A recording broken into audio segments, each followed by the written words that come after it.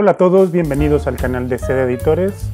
Soy Juan Carlos González y en esta ocasión vamos a platicar del libro Frankenstein de Mary Shelley. No olviden suscribirse al canal, regalarnos un like y activar la campanita de notificaciones para que se enteren cada que subamos nuevo contenido. Frankenstein ya se convirtió en todo un clásico con poco más de 200 años de recorrido. Y con clásico quiero decir nada más que se trata de uno de esos libros que llegaron al nicho donde están por su propio pie. Y en el caso de Frankenstein no es un asunto menor, pues fue escrito por Mary Shelley, y a principios del siglo XIX, hacerse de un hombre y abrirse camino en el mundo de las letras siendo mujer no era nada sencillo. De hecho, Mary Shelley es un caso extraordinario, pues gozó del éxito y reconocimiento en vida, aunque no todo fue miel sobre hojuelas. Ningún editor quería publicar la obra. Uno, creían que los temas de la novela no eran los apropiados para ser abordados por una mujer. Dos, Mary tenía tan solo 18 años cuando terminó la novela y empezó a buscar quién la publicara. No creían que alguien tan joven hubiera escrito esa novela. Y tres, Mary vivía desde hacía varios años en unión libre con el poeta romántico Percy Bysshe Shelley, quien ya gozaba de cierto prestigio. Creían que Percy la había escrito o que le había ayudado. De hecho, el editor que aceptó publicar la obra lo hizo con la condición de que el nombre de ella no apareciera y de que Percy Bysshe Shelley escribiera el prólogo.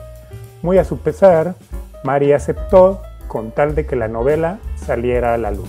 No sería hasta la segunda edición, realizada por el propio padre de Mary, William Godwin, quien también era escritor, filósofo, activista político, librero y editor, que aparecería por fin la novela Frankenstein con el nombre de su autora, Mary Shelley. Aunque en su época hubo muchas críticas elogiosas hacia la novela, también hubo otras que pretendieron destrozarla. Y digo destrozarla con comillas, porque en casi todas estas críticas el tenor fue exactamente el mismo. Para todos estos pseudocríticos, la novela no valía la pena porque había sido escrita por una mujer. Cualquier defecto que según ellos encontraban en la narración se debía o tenía explicación en que quien la había escrito era una mujer y nada más.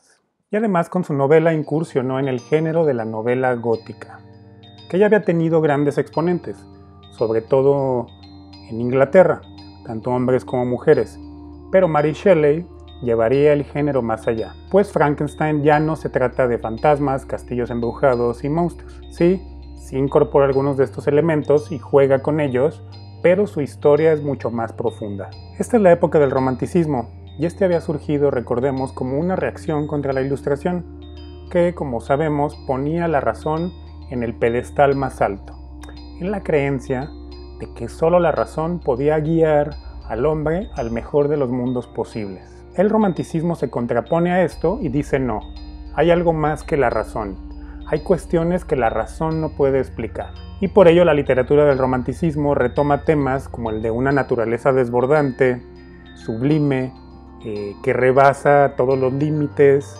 indomable, que el ser humano no puede controlar, retoma algunos mitos grecolatinos y sobre todo retoma leyendas y cuentos medievales y del folclore de las distintas regiones europeas, que justamente abordaban temas de fantasmas, de seres sobrenaturales, de la noche como el espacio donde confluían el ordinario mundo de los vivos con lo extraordinario.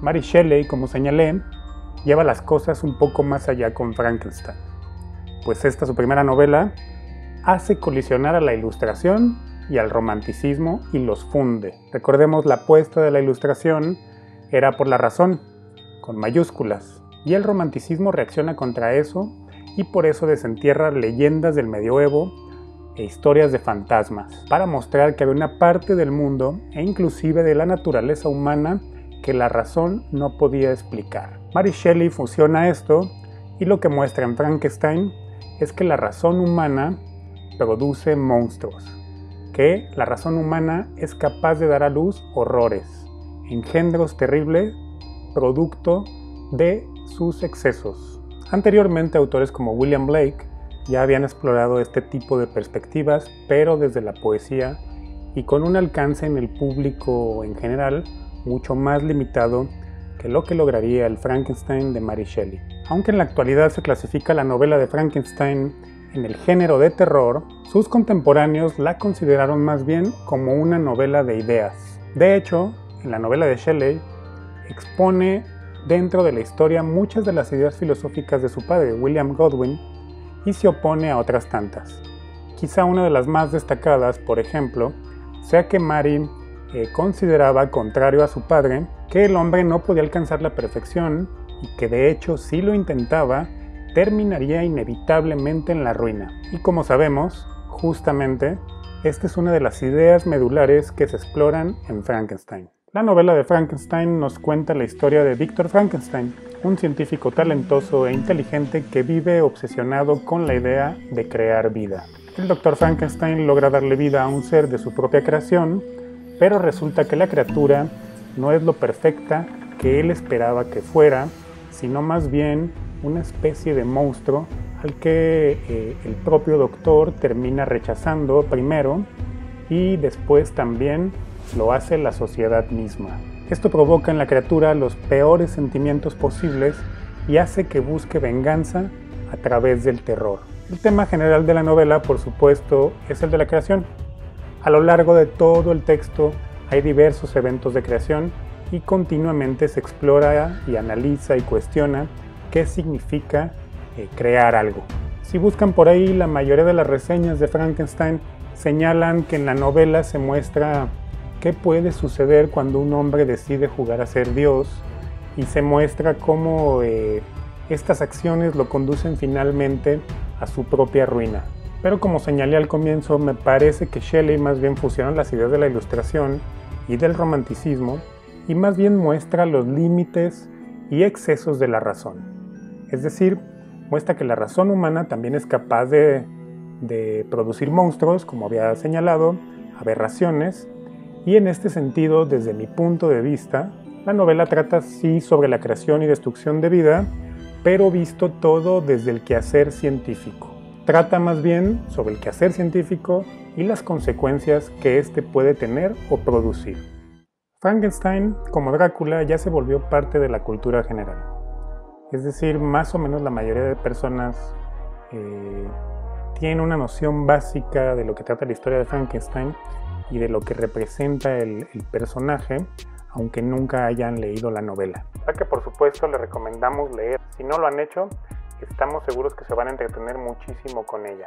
El director de cine mexicano Guillermo del Toro, por ejemplo, es un gran fanático de Frankenstein. Y ha señalado que le parece que la novela es el libro adolescente perfecto y además dice lo siguiente: no perteneces.